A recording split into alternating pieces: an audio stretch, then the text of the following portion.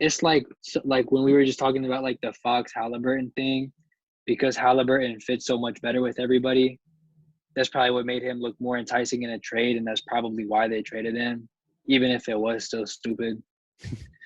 Hey, that's a perfect segue because we got to talk about this, man.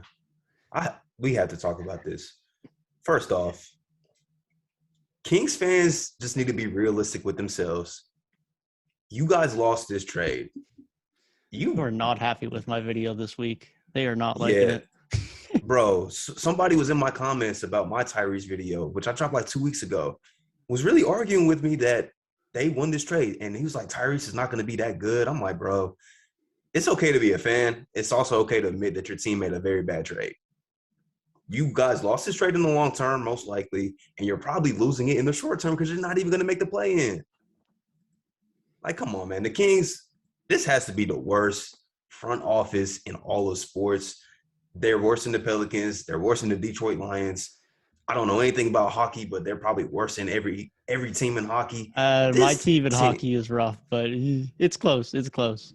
And this team is just terrible, bro. Like, you made this trade, all these moves at the deadline to buy in for the play-in, and you're not even going to make the play-in, bro. You're not making it. The Pelicans are significantly better than the Kings right now. Yeah. It's embarrassing. It is. So embarrassing. It is. It's just been so many years of tough decisions. It's tough, man. Like when you had your one, like they've only had one top 3 pick since they last made the playoffs, which is quite surprising. And that was Marvin Bagley. When you miss on that big of a pick, you get a top 2 pick.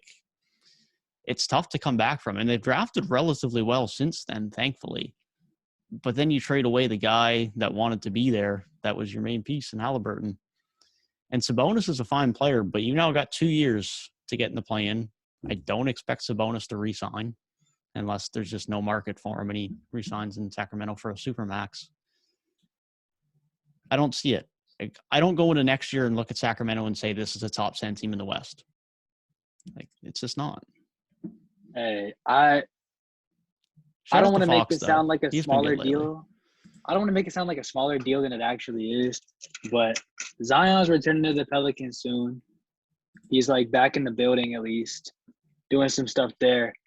And that's probably going to keep the Pelicans even like more better than the Kings than they already are. The Lakers, I'm sorry, the Sacramento Kings are not passing the Lakers. No matter how bad the Lakers get, LeBron James is not going to be below Sacramento in the standings. I mean, it could be LeBron and like 14 2K generics, and they're still going to be better than the Sacramento Kings. Even if they make the 10 seed, they're losing the first game. They're losing the first game. They're not even better than the Portland Trailblazers, Gabe. Like, they're not even the 11th seed. Anthony Simons is better than their whole franchise. Like, bro, the Kings are actually the 13th seed. This team is so embarrassing, man. They're on a collision course. They're on a collision course with Seattle, man. They're going to Seattle, Vegas. Seattle doesn't Kansas even deserve City, this. Louisville. So they're going somewhere. I don't know where they're going. We might have a 2019 league. Look, they might be going down to the G. I feel so bad for Kings fans because, bro, welcome to basketball hell. I don't blame them for being in denial, wanting to think it's a good trade. I don't blame them. Look, if you do a win now trade and you get worse, you did a win now trade and you got worse. 4-6 in their last 10 games. Now, literally, the only thing that can still hinge it on is the fact that the Bulls made the Vucevic trade last year, continue to not be good if they came out the next year. But they got a crazy plan, DeMar DeRozan. The Kings are not getting a DeMar DeRozan level player that proceeds to play crazy the following season, along with the 2 players they already have in place playing pretty well. Obviously, Vucevic hasn't been great this season, but you know what I mean. I think Vucevic They're not doing it better than people are giving him credit for. He's been fine. Yeah, especially start of the year was rough, but after the first 20 or so games, he's been okay. Bro, defense has been the best it's ever been as well.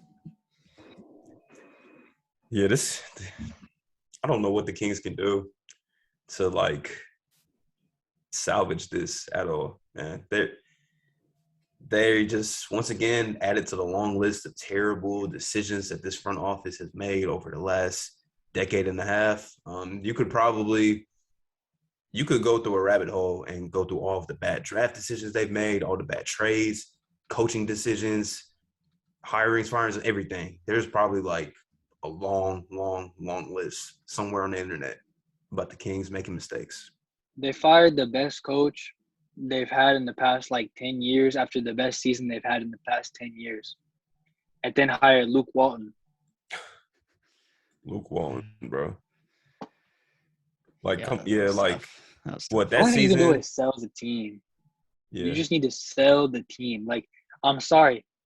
If this playoff drought extends to 20, bro, I know the other teams enjoy having a laughing stock, so to be we're not the worst.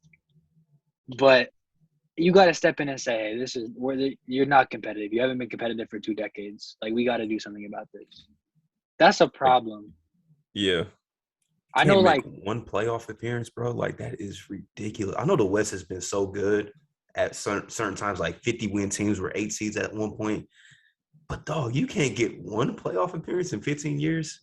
To make a comparison, in football, the Bills didn't make the playoffs for 17 years straight.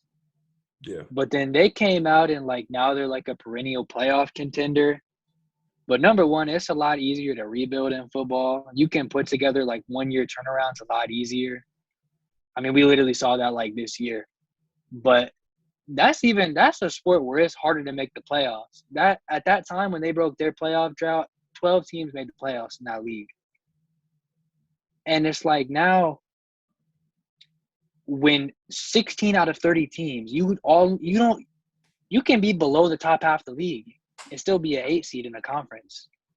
And now with the play-in, you just have to be in the top 2/3 of the league, and you have at least some sort of postseason play. It's ridiculous. It's funny we're talking about Sacramento because it's getting ridiculous, man.